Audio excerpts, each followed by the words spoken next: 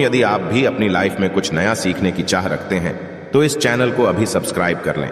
दोस्तों, जन्माष्टमी का त्योहार काफी पावन माना जाता है। इस त्योहार पर काफी उपाय भी किए जाते हैं जो कि काफी सफल साबित होते हैं। ऐसा ही हम एक उपाय बताने जा रहे हैं। जय श्री कृष्ण, राधे राधे।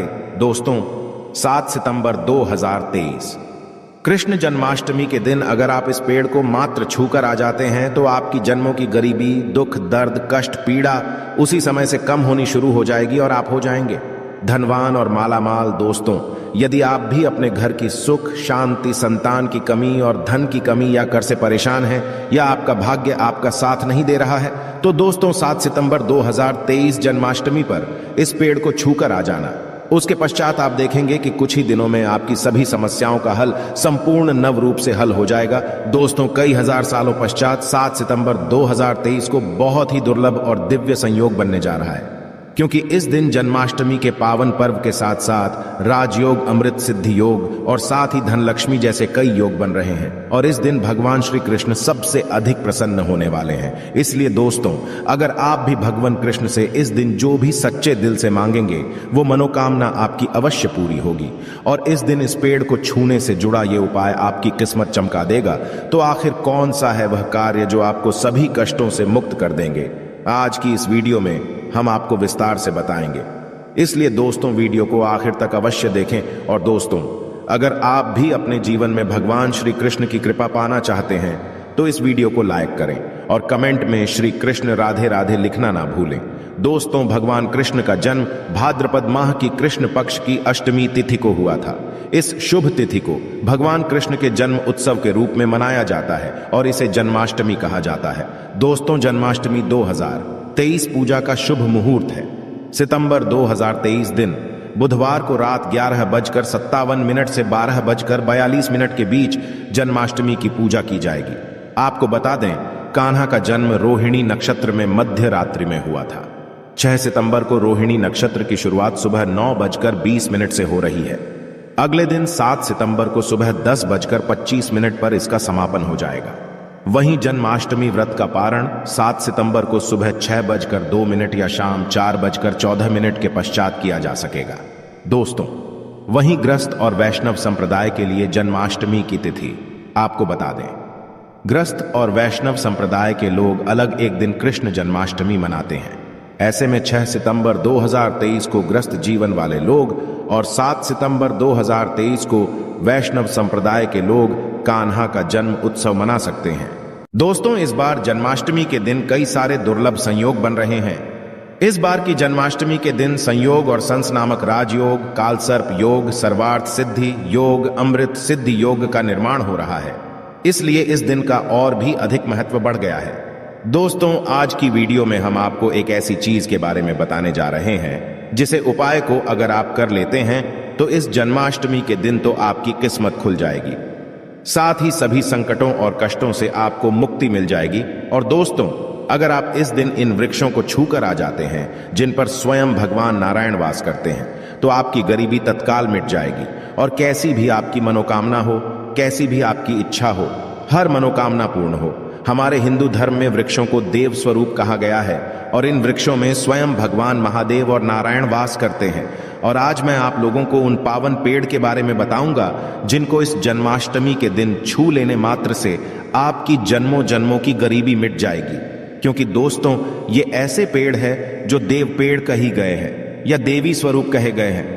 दोस्तों, हमारे धर्मशास्त्र में इन पेड़ पौधों को देवता मानकर हम इनकी पूजा करते हैं। इनकी पूजा करनी भी चाहिए, क्योंकि साइंस भी कहता कि पेड़ पौधे मनुष्य को बिना किसी स्वार्थ के वायु प्रदान करते हैं और सभी प्रकार के जितने भी नकारात्मक चीजें होती हैं उसे अपने अंदर यह स्वयं सुख लेते हैं और हमें ताजगी प्रदान करते हैं। दोस्तों, पेड़ पौधे स्वयं तेज धूप में तपते हैं लेकिन मनुष्य को शीतल छाया प्रदान करते हैं। तो दोस्तों, इस समय कुछ ऐसे पेड़ पौधे हैं जो हमारे धर्मशास्त्र में कहे गए हैं कि इनको छूने से व्यक्ति के बंद किस्मत के ताले खुल जाते हैं और व्यक्ति का सौभाग्य चमक जाता है। दोस्तों, हमारे धर्मशास्त्र में पेड़ पौधों को बहुत ही गुणकारी कहा जाता है। अनेक बीमारियों का उपचार पेड़ पौधों में छुपा है, जड़ी बूटी में छुपा है और भगवान श्री कृष्ण ने गीता में स्वयं कहा है कि वृक्षों में मैं स्वयं पीपल का पेड़ हूं, इसीलिए दोस्तों पीपल के पेड़ को वृक्षों का राजा कहा जाता है, क्योंकि पीपल पेड़ की जो आयु होती है वो सबसे ज्यादा होती। इसलिए भगवान श्री कृष्ण ने स्वयं कहा कि वृक्षों में पीपल हो। तो दोस्तों चलिए अब मैं आप लोगों को उन पावन वृक्षों के बारे में बताऊंगा जो कि कल्याणकारी है, जो मंगलकारी है। अगर आप इन पेड़ को छू लेते हैं इस जन्माष्टमी के दिन तो आपकी गरीबी तो मिटेगी ही मिटेगी, साथ ही आपके जीवन से परेशानियां भी समाप्त हो जाएंगी, क्योंकि यह जो पेड़ पौधे हैं या चेतना युक्त हो जाते हैं, यानी कि इस दिन इनमें चेतना आ जाती है। और जन्माष्टमी दिन स्वयं भगवान विष्णु जी इन वृक्षों में वास करते हैं। इस वजह से इनमें शक्ति आ जाती है और यह पेड़ पौधे जागृत अवस्था में आ जाते हैं। दोस्तों इस समय इन पेड़ पौधों को मात्र जाकर छूटे, खास करके जो देवी स्वरूप कहे गए हैं, यानी मां लक्ष्मी स्वरूप माने गए हैं, भगवान विष्णु जी के स्वरूप माने गए हैं, तो इन पेड़ पौधों को आप ऐसे छूकर आ जाते हैं तो आपके जीवन की जो परेशानी है, दुख तकलीफ है, कष्ट रोग बीमारी है, कलह क्लेश है, जीवन में बहुत बड़ी समस्याएं हैं, सब समाप्त हो जाएगी। तो दोस्तों आज आप लोगों को कुछ ऐसे पेड़ के बारे में बताऊंगा जो देव पेड़ कहे गए हैं। वीडियो को ध्यान से देखना। अगर आज की वीडियो मिस कर दिए तो फिर सारी जिंदगी आपको पछताना पड़ेगा, क्योंकि इस समय जन्माष्टमी का पावन पर्व है और यह एक ऐसा समय होता है जो बहुत ही कल्याणकारी, बहुत ही मंगलकारी दिन होता है। सभी ग्रहों को एकत्रित करके सभी ग्रहों को सपोर्ट दिलाता है, कुंडली को मजबूत कराता, गरीबी को समाप्त करता, और आप अपनी आंखों से देखते हैं गरीबी को मिटाते हुए। दोस्तों मैं जिन वृक्षों के बारे में बात करने वाला हूं, ये सारे पेड़ आपको आपके घर के आसपास बहुत ही आसानी से मिल जाएंगे। दोस्तों सबसे पहला जो पेड़ है, जिसे पेड़ के बारे में मैं बात करने वाला हूं, वह है केले का पेड़ जी।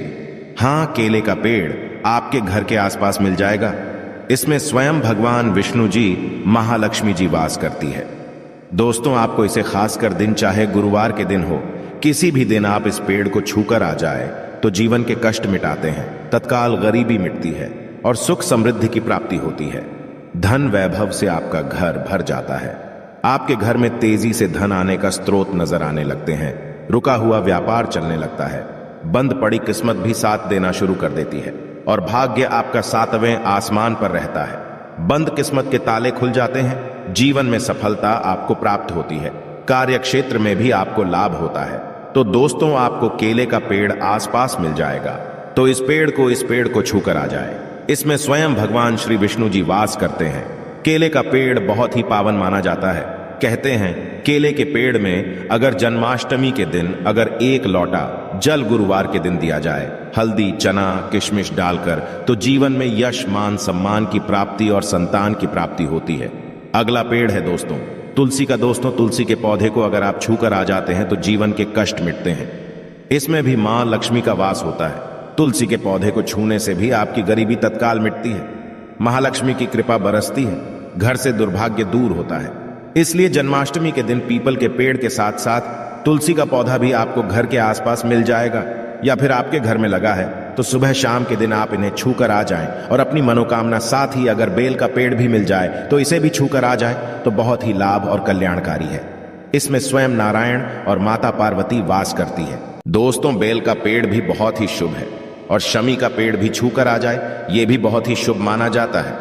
इसमें भी सभी देवी देवता निवास करते हैं। साथ ही साथ नीम का पेड़ या फिर आम का पेड़ भी छूकर आ जाए, गरीबी मिट्टी है। अब अगला पेड़ है दोस्तों पीपल का पेड़। पीपल के पेड़ में स्वयं भगवान नारायण वास करते हैं, स्वयं भगवान विष्णु जी वास करते और मां लक्ष्मी जी वास करती है। तो जन्माष्टमी के दिन आपको पीपल के पेड़ को अवश्य छूकर आ जाना है। सुबह या फिर शाम के समय छूकर आएं, और जब पीपल को आप छुएंगे तो AUM नमो भगवते वासुदेवा, यह इस मंत्र का जाप करते हुए छूना है। अपनी मनोकामना बोलते हुए छोड़ देना है। दोस्तों जो भी आपकी मनोकामना है, नौकरी को लेकर, बिजनेस, व्यापार को लेकर, धन को लेकर, कार्य को लेकर, संतान को लेकर किसी प्रकार की समस्या, शत्रुओं को लेकर हो, तो आपको बस भगवान विष्णु जी के पेड़ पीपल के सामने ऐसे आपको अनुभव करना है कि वे उपस्थित हैं, प्रकट है, और उन्हीं का स्मरण करते हुए छूकर आ जाना है। तत्काल देखेंगे 24 घंटे के अंदर आपकी मनोकामना पूरी होगी। बाकी आपकी मर्जी दोस्तों। इतना पावरफुल ये उपाय है कि इसको करने से आपके जीवन के दुर्भाग्य दूर होंगे, कष्ट मिटते हैं, जीवन से गरीबी दूर होती है।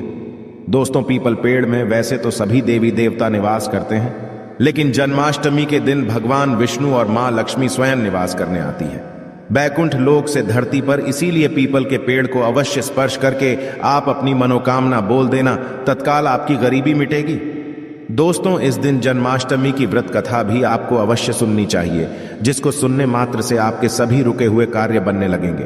द्वापर युग में जब पृथ्वी पाप और अत्याचारों के भार से दबने लगी, पृथ्वी गाय का रूप बनाकर सृष्टिकर्ता विधाता ब्रह्मा जी के पास गई। सभी देवता ब्रह्मा जी के पास गए और ब्रह्मा जी को पृथ्वी की दुकान कथा सुनाई। वहां उपस्थित सभी देवताओं ने निर्णय किया कि इस संकट के समाधान हेतु भगवान विष्णु के पास जाएंगे और सभी लोग पृथ्वी को साथ लेकर क्षीर सागर में भगवान विष्णु जी के पास पहुंचे। जहां भगवान विष्णु शिष्य पर शयन कर रहे थे, वहां जाकर सभी देवता गण भगवान विष्णु की स्तुति करने लगे। स्तुति करने भगवान विष्णु के निद्रा भंग हुई। तब विष्णु जी ने सबसे आने का कारण पूछा। तब दीन वाणी से पृथ्वी बोली, महाराज, संपूर्ण भूमंडल पाप और अत्याचारों से घिर गया है और पृथ्वी इन पाप और अत्याचारों के भार में दबने लगी है, इसलिए कृपा करके इस संकट का निवारण करें। यह सुनकर भगवान बोले, मैं ब्रजमंडल में वासुदेव गोप की भार्या कंस की बहन देवकी के गर्भ से जन्म लूंगा, इसलिए तुम ब्रज भूमि में जाकर यादव कुल में अपना शरीर धारण करो। इतना कर भगवान विष्णु अंतर्ध्यान हो गए और देवता तथा पृथ्वी ब्रज भूमि में आकर यादव कुल के नंदी, यशोदा तथा गोपियों के रूप में पैदा हुए। इसके पश्चात कुछ दिन ऐसे ही व्यतीत हो गए। वासुदेव नव विवाहित देवकी तथा साले कंस के साथ गोकुल में जा रहे थे। तभी अचानक भविष्यवाणी हुई कि हे कंस, जिसको तू अपनी बहन समझकर अपने साथ लेकर जा रहा है, उसी के गर्भ से 8वां पुत्र होगा जो तेरी मृत्यु का कारण बनेगा। इतना सुनते ही कंस तलवार उठाकर देवकी को मारने के दौड़ा। तब वासुदेव ने कहा, यह औरत बेकसूर है और बेकसूर स्त्री को मारना उचित नहीं है, इसलिए जब भी देवकी के गर्भ से पुत्र का जन्म होगा तो पैदा होते ही मैं आपको अपनी सब संतान दे दूंगा, तो आपको कौन मारेगा। कंस ने उनकी बात मान ली और वासुदेव तथा देवकी को ले जाकर जेल में बंद कर दिया। जब भी देवकी के पुत्र होता तो कंस उन्हें मार देता। देवकी के साथ पुत्र मारे जाने के पश्चात 8वें गर्भ की बात कंस को मालूम हुई। इस बात का पता चलते कंस ने देवकी और वासुदेव को खास कारागार में डलवाकर पहरा लगवा दिया। भाद्रपद माह की कृष्ण पक्ष की अष्टमी को भायावाणी रात के समय जब शंख गधा पद्मधारी भगवान श्री कृष्ण का जन्म हुआ तो चारों ओर प्रकाश फैल गया। लीलाधारी भगवान की यह लीला देखकर वासुदेव और देवकी उनके सामने हाथ जोड़कर खड़े हो गए। भगवान श्री कृष्ण ने जब अपना बाल स्वरूप लिया तब देवकी और वासुदेव के हाथों की हथकड़ियां टूटकर खुल गईं, दरवाजे अपने आप खुल गए और पहरेदार सोते हुए नजर आए। तब वासुदेव कृष्ण जी को अपने साथ लेकर वहां से निकल गए। जब वासुदेव ने यमुना को पार करने के लिए अंदर प्रवेश किया तो यमुना का स्तर बढ़ने लगा। भगवान के चरण कमल छूने को लालायित यमुना कृष्ण मेरा पैर लटका देने पर भगवान के चरण कमलों को स्पर्श कर उतर गई, बिल्कुल घट गई। वासुदेव यमुना पार कर गोकुल धाम पहुंच गए। वहां जाकर खुले दरवाजे और सोई हुई यशोदा को देखकर बालक कृष्ण को वहीं सुला दिया और सोई हुई को लेकर चले आए। जब वासुदेव वापस कारागार में पहुंचे तो अपने आप उनके बेड़ियां लग गईं और दरवाजे बंद हो गए। दरवाजे बंद होने के पश्चात वहां सोए हुए पहरेदार भी जग गए। हथकड़ियां लगने के पश्चात कन्या रोने लगी, तब जगे हुए पहरेदारों ने कन्या का सुनकर तुरंत कंस के पास खबर भेज दी कि देवकी का 8वां पुत्र जन्म ले चुका है। यह सुनकर कंस तुरंत दौड़ता हुआ आया। जब कंस ने कन्या को हाथ में लेकर पत्थर पर पटकना चाहा तो कन्या हाथ से छूटकर आकाश में उड़ गई और साक्षात देवी के रूप में प्रकट होकर बोली, हे कंस, तुम्हें मारने वाला तो गोकुल में पहले ही पैदा हो चुका है। पापी गंजब वही तुम्हारा वध करेगा। यही भगवान बड़े होकर आकाश, उम्र और तारकासुर तथा कंस जैसे क्रूर राक्षसों का वध कर पृथ्वी तथा भक्तजनों की रक्षा की। यह थी जन्माष्टमी की कहानी। दोस्तों, कृष्ण जन्माष्टमी की कहानी सुनने के पश्चात भगवान श्री कृष्ण जी की आरती करें। तो यह थी आज की खास वीडियो। अगर इस वीडियो में मुझसे बोलने में कोई त्रुटि हुई हो तो मैं क्षमा चाहता हूं। जन्माष्टमी के पावन पर्व की हमारे सभी दोस्तों को बहुत बहुत बधाई। आशा है कि आज की इस प्रस्तुति में बताई गई जानकारी आपको अच्छे से समझ आ गई होगी। वीडियो अच्छा लगा हो तो एक लाइक अवश्य कर दें। धन्यवाद वीडियो के अंत तक बने रहने के लिए।